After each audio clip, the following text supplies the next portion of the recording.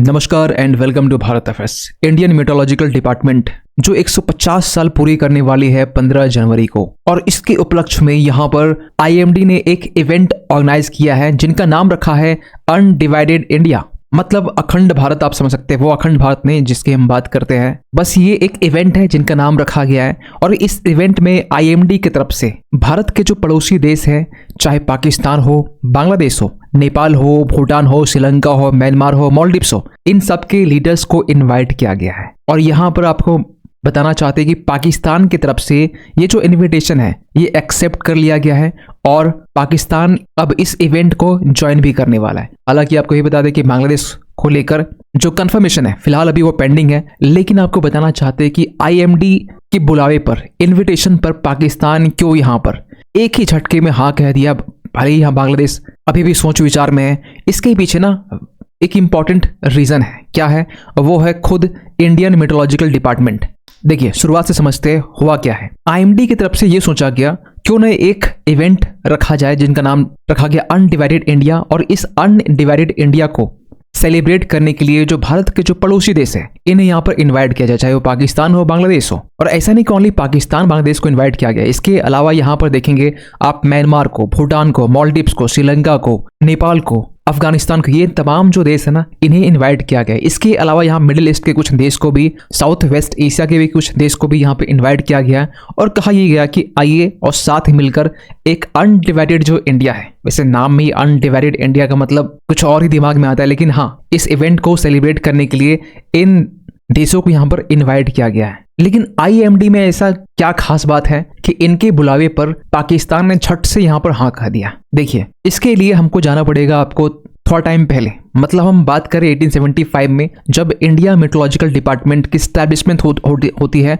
15 जनवरी के दिन में, जो वेदर रिलेटेड जो फोरकास्ट है वो कर सके। लेकिन इसके पहले भी आपने देखा होगा कि वेरियस ऑब्जर्वेटरीज थे वेदर को ऑब्जर्व करने के लिए। फॉर एग्जांपल कि कैलकाटा ऑब्जर्वेटरी 1785 में ही आ चुकी थी, मद्रास के लिए मद्रास ऑब्जर्वेटरी थी 1796 में, और बॉम्बे के लिए बॉम्बे ऑब्जर्वेटरी थी 1826 के टाइम में इसे स्टैब्लिश की गई थी। और फाइनली यहाँ पे 1875 के टाइम में एग्जिस्टेंस में आता आईएमडी, और इसके पीछे ना कारण है ट्रॉपिकल साइक्लोन जो कैलकाटा में 1864 के टाइम में देखा गया, और इसके बाद में दो डेडली मॉनसून फेलियर्स, मतलब 1866 और 1871 के टाइम में, और जिसका इम्पैक्ट पड़ता है बंगाल में फेमाइंस के आने के बाद में। क्योंकि उस समय का जो दृश्य था ना कुछ इस तरीके से था कि भूखमरी के बहुत लोग शिकार हो चुके थे। ब्रिटिश एरा का टाइम था, ब्रिटिशर्स अलग से लगान वसूल कर रहे थे, और यहाँ पर ट्रॉपिकल साइक्लोन्स का मार अलग ही था, फेमाइंस अलग ही इम्पैक्ट दे रहा था, और हमें उस टाइम में जरूरत आन पड़ी कि अगर ऐसे साइक्लोन्स आते रहे, जिसके कारण जो है ओनली 1864 के टाइम में 40,000 लोग इम्पैक्ट हुए थे इस साइक्लोन के कारण।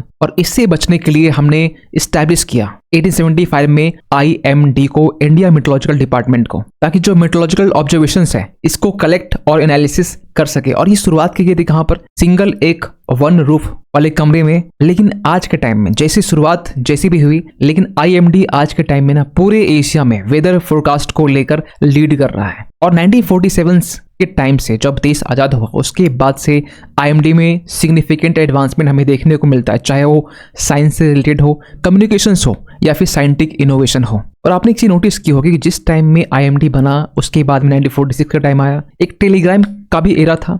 इस टाइम में आईएमडी अपने वेदर फोरकास्ट को अपडेट करने के लिए, वार्न करने के लिए टेलीग्राम के जरिए दूसरे देशों को, या फिर हम ये कह सकते हैं कि जो भारत के जो राज्य है इनको यहाँ पर इन्फॉर्म किया करता था। और एक आज का टाइम है जब यहाँ पर आईएमडी एडवांसमेंट ला चुका है, जहां पर आईएमडी की तरफ से पहला जो फर्स्ट मैसेज स्विचिंग कंप्यूटर्स है वो यूज किया गया। इवन कि यहाँ पर इसरो की भी यहाँ पर एंट्री होती है, इसरो भी यहाँ पर आईएमडी के साथ मिलकर यहाँ पर काम कर रहा है। और इसी को लेकर ना 2023 के टाइम में एक सैटेलाइट लॉन्च किया गया इंस्पायर के नाम से, international satellite program in research and education. इसका बेसिकली जो पर्पस था ना वो ये था कि जो वेदर फोरकास्ट को और भी ज्यादा परफेक्ट करना, और भी ज्यादा बेटर करना। और इसी को लेकर ना अब आईएमडी यहाँ पर ये कोशिश कर रहा है कि जो क्यूब सेट्स है, जो आईओटी डिवाइसेस है, जो इन्हीं के साथ में यहाँ भेजा गया था ऑर्बिट में, इनका यहाँ पर यूज किया जाएगा ताकि जो वेदर फोरकास्ट है और भी ज्यादा बेटर किया जा सके। आईओटी का मतलब यहाँ पर हो गया इंटरनेट ऑफ थिंग्स। और आईएमडी ओनली इंडिया ही नहीं, भारत के जो पड़ोसी देश है इन्हें भी यहाँ अलर्ट करता है वेदर फोरकास्ट को लेकर। इवन की आईएमडी की तरफ से एक सिग्निफिकेंट मूव देखा गया था 2020 की हम बात करें, 7 मई का ये आर्टिकल्स है, जब अपने वेदर फोरकास्ट में इंडिया का जो नक्शा है ना, उनमें यहाँ POK को दिखाया गया था, पाकिस्तान ऑक्युपाइड कश्मीर को दिखाया गया था। और उस टाइम में इस सिग्निफिकेंट मूव को लेकर पाकिस्तान की तरफ से कोई भी ऑब्जेक्शन नहीं किया गया था। वैसे भी बता दें आपको कि POK जो है वो इंडिया का ही पार्ट है, पाकिस्तान इसे इलीगल तरीके से ऑक्युपाई किया हुआ है। लेकिन जिस इवेंट को IMD ऑर्गेनाइज कर रहा है, या हम ये कहें कि अनडिवाइडेड इंडिया जो नाम रखा गया है, जैसे आप हिंदी में ना आप अखंड भारत भी कह सकते हैं, लेकिन अखंड भारत जब हम कहते हैं ना तो हमारे दिमाग में एक ही इमेज आता है, वो भारत जहां पाकिस्तान भी, जिसमें अफगानिस्तान भी हो, नेपाल भी हो, भूटान हो, म्यांमार हो, बांग्लादेश हो, श्रीलंका भी हो। क्योंकि अनडिवाइडेड इंडिया को लेकर ना आज से 2 साल पहले 2023 की हम बात करें, जब न्यू पार्लियामेंट बिल्डिंग बनी थी, और उसके बाद ना पार्लियामेंट बिल्डिंग के अंदर में एक मैप दिखा गया, एक म्यूरल दिखा गया अनडिवाइडेड इंडिया का। उस टाइम में भी ये वर्ड आया हुआ था, अनडिवाइडेड इंडिया का। और इसके बाद ना भारत के जो पड़ोसी देश थे, फॉर एग्जाम्पल कि बांग्लादेश, नेपाल, पाकिस्तान, ये तमाम देश यहाँ पर ऑब्जेक्शंस करना स्टार्ट किया कि इंडिया यहाँ पर ये क्या कर रहा है। इवन कि बांग्लादेश उस टाइम में शेख हसीना की सरकार थी, उनकी तरफ से भी यही कहा गया कि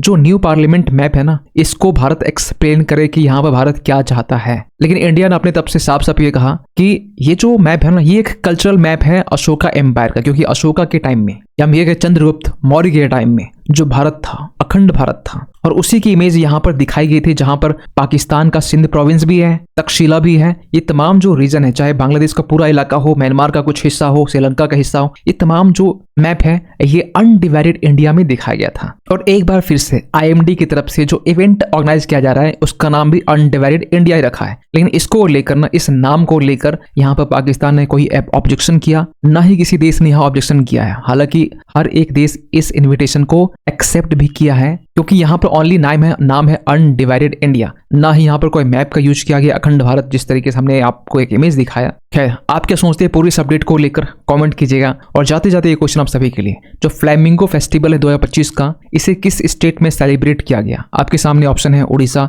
तमिलनाडु, केरला या फिर आंध्र प्रदेश। सही आंसर कीजिए कमेंट सेक्शन पे। मिलते किसी अगले वीडियो में, तब तक के लिए थैंक यू सो मच।